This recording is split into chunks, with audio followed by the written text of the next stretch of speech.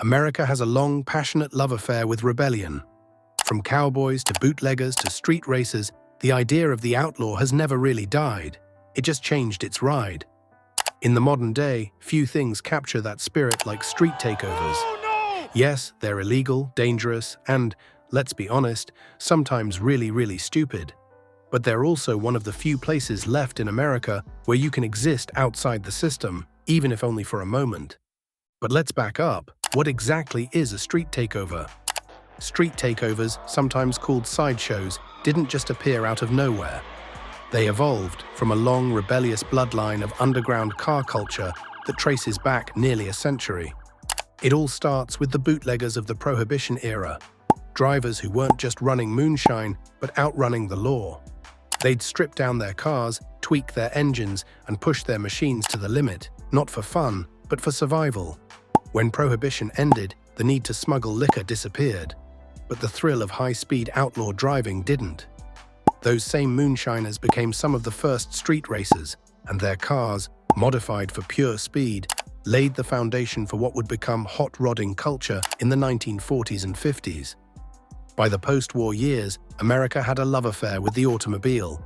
Soldiers came home, the economy boomed, and suddenly, factory-built horsepower was everywhere. Car culture exploded. Drag racing, cruising, and illegal street races filled the nights, and the police, overwhelmed and underprepared, couldn't keep up. Then came the crackdown. By the late 20th century, cities waged war on street racing. More cops, more sting operations, more impounded cars. Racing on empty highways became a guaranteed way to lose your ride, your license, and maybe even your freedom. But crackdowns don't kill a movement, they force it to adapt. So instead of drag races, car enthusiasts and street racers pivoted. They stopped relying on speed and started using numbers. Instead of deserted highways, they took over intersections and city streets. Instead of one-on-one races, they made it a show.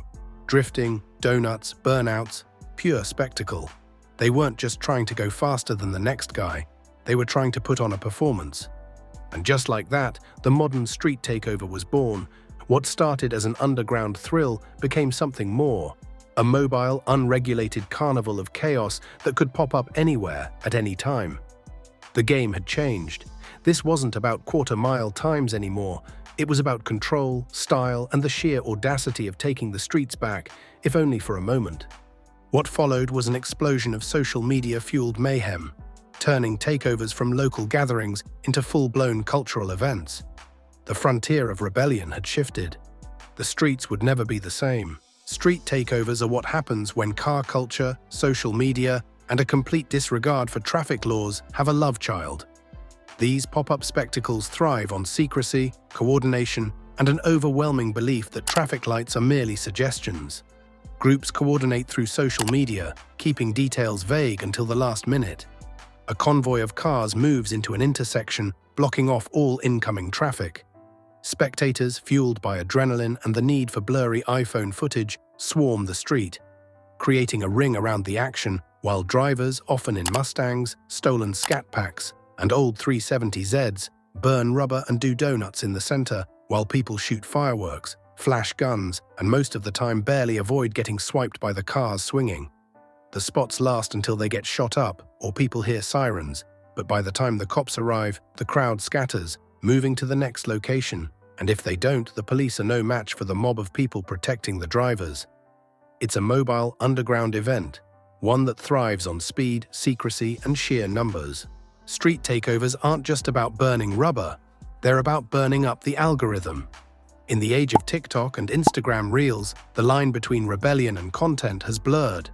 A takeover isn't just an event, it's a viral moment waiting to happen.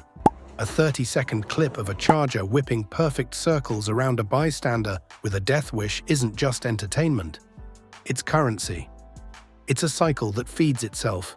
The wilder the takeover, the crazier the footage. The crazier the footage, the more views, likes, and follows. And the more views, likes, and follows, the more people show up next time, hoping to capture or become the next viral moment.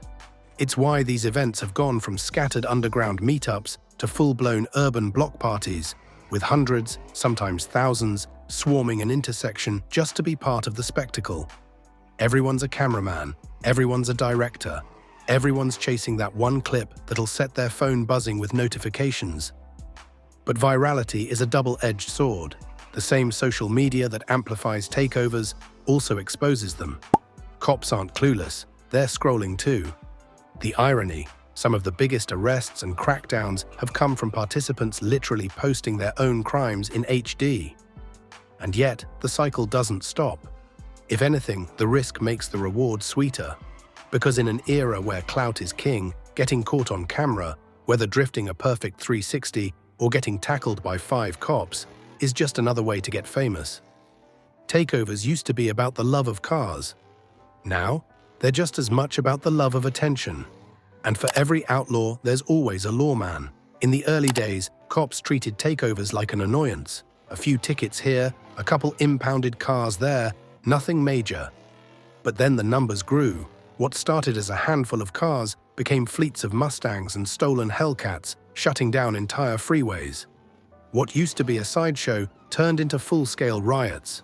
The stakes got higher, the headlines got bigger, and the law finally took notice. Now, cities are waging war, and they're not playing fair. Takeover hot zones, places like LA, Atlanta, and Houston, have started hitting back hard. Police departments have rolled out spike strips, automated license plate readers, and even helicopters to track cars trying to escape. In some cities, it's not just traffic tickets anymore, it's felony charges. Get caught at a takeover, and you might not just lose your car, you might lose your freedom.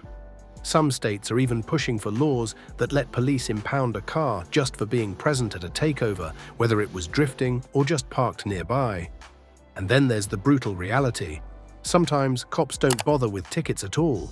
Sometimes they just go straight to ramming.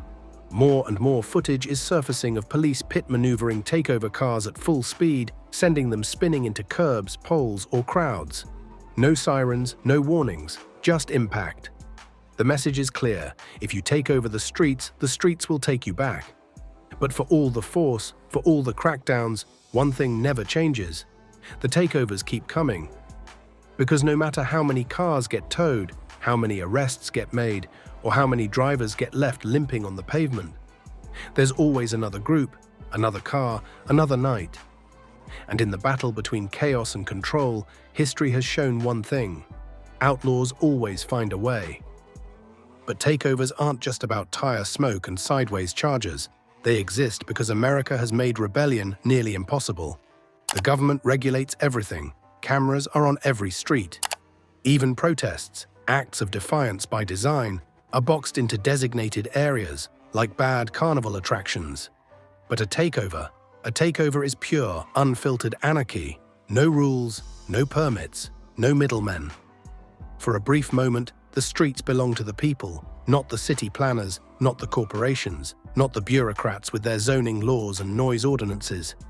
That's why takeovers don't just draw a few adrenaline junkies, they bring hundreds, sometimes thousands. Some are there for the cars. Others just want to feel something raw, something real. Because in an era where nearly every form of rebellion has been watered down, ticketed, or turned into a brand deal, this is one of the last places where defiance still exists in its purest form. It's messy, it's reckless, it's dangerous. But that's exactly the point. It's a middle finger to authority, a reminder that the system does not have complete control. In that way, takeovers are the closest thing we have to a modern Wild West, a lawless, self-regulated frontier that exists outside mainstream society. The city can clean up the tire marks, the news can shake its head, the police can chase, ticket, and impound. But the second the streets go dark and the posts start rolling in, another convoy is already forming, another intersection is about to be claimed. Because this isn't just a night of reckless driving, it's a movement. So are street takeovers dangerous? Absolutely. People get hurt, cars get wrecked. And every so often, an overambitious driver forgets that momentum is a thing and sends a crowd scattering like pigeons in a parking lot. There's no argument that it's reckless, no debate that it spirals out of control. But that's exactly why they exist. For all the rules, all the regulations, all the carefully planned spaces society gives us to safely let loose, none of it feels the same as real, raw, unscripted freedom. The streets are designed to be predictable, controlled. The world tells us that every inch of public space belongs to someone: the government, the businesses, the corporations. Takeovers? They flip that script. Even if just for a moment, they remind everyone watching that control isn't absolute, that the streets don't always belong to the system. Maybe that's why they persist. Not because they're logical, not because they're good, but because deep down, America has always loved a good outlaw story. The gunslingers may be gone, but the spirit is still alive, burning rubber at 3 a.m., vanishing into the night before the police can catch up.